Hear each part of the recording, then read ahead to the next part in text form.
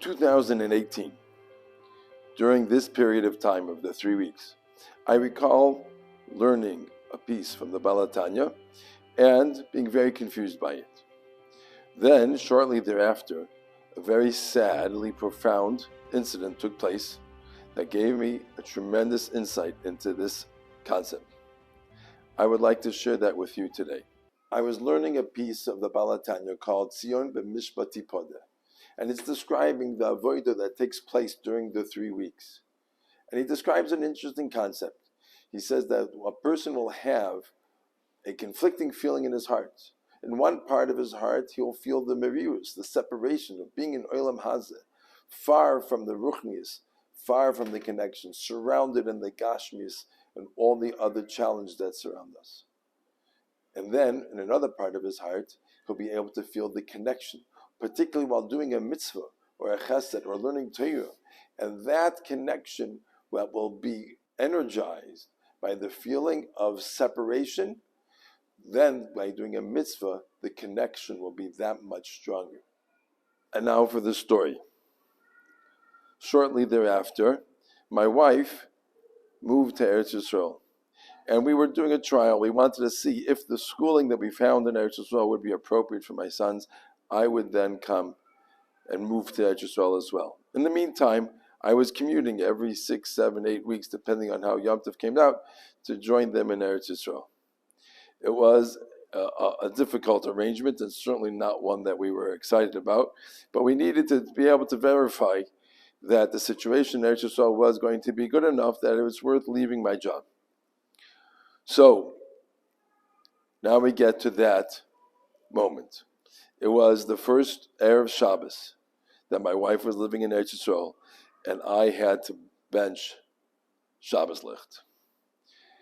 And I remember standing there in front of the candles, feeling very sorry for myself, very sad, and feeling I'm not supposed to be doing this. The world is not supposed to be this way. One second, before we continue the story, we need to back up a little bit. Every Erev Shabbos, the house was a busy place, and there are many chores that need to get done, and there are many tasks. One of the things that my wife would always ask me to do on an Erev Shabbos was water the plants.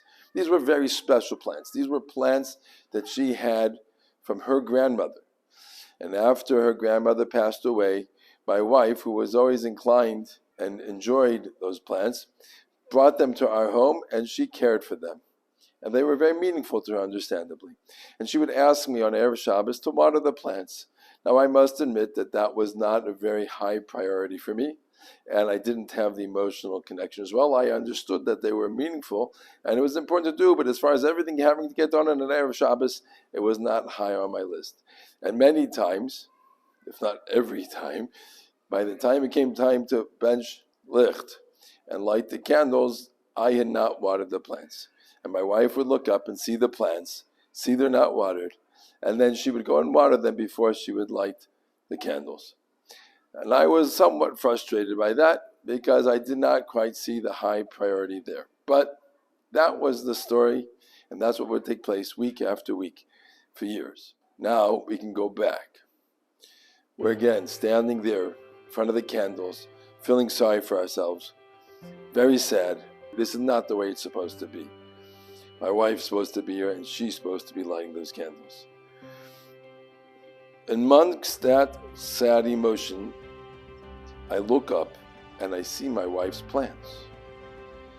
And I have this feeling, I'm going to water those plants. I'm going to do something that I know my wife would appreciate.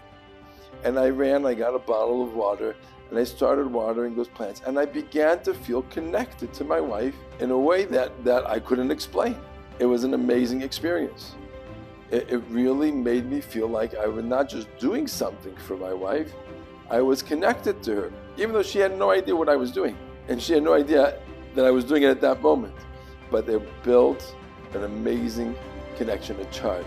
And after I watered those plants, I was then able to light the candles with a tremendous feeling of acceptance, of being able to be okay, much happier than I was before.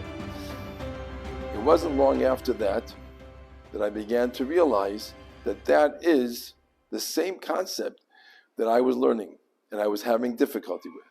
But now we can understand that that's what the Baal HaTanya was referring. That feeling of separation, that I was feeling so far from my wife, and I was feeling sad and bitter about it. But when I had the opportunity then to do something that brought a connection, that was able to empower and energize and make a connection that was not ever there before.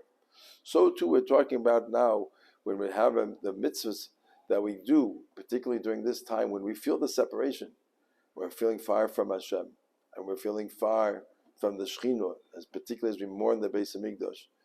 Now is the opportunity to be able to do those mitzvahs and to make those connections.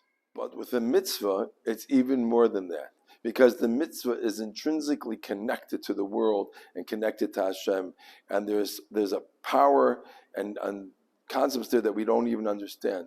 So the connection that we can feel to Hashem is that much greater.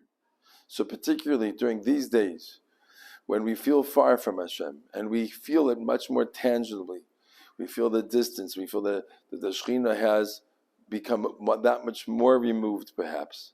Now is the opportunity to do a mitzvah. Now is the opportunity to try and make that connection, whether it be kibbud av v'em, or whether it be putting on tefillin, or whether it be doing chesed for somebody else. If we can realize that now is an opportunity where we can take those feelings of sadness, those feelings of distance, those feelings that we are far apart from each other, and make a connection, a bond, a mitzvah like never before.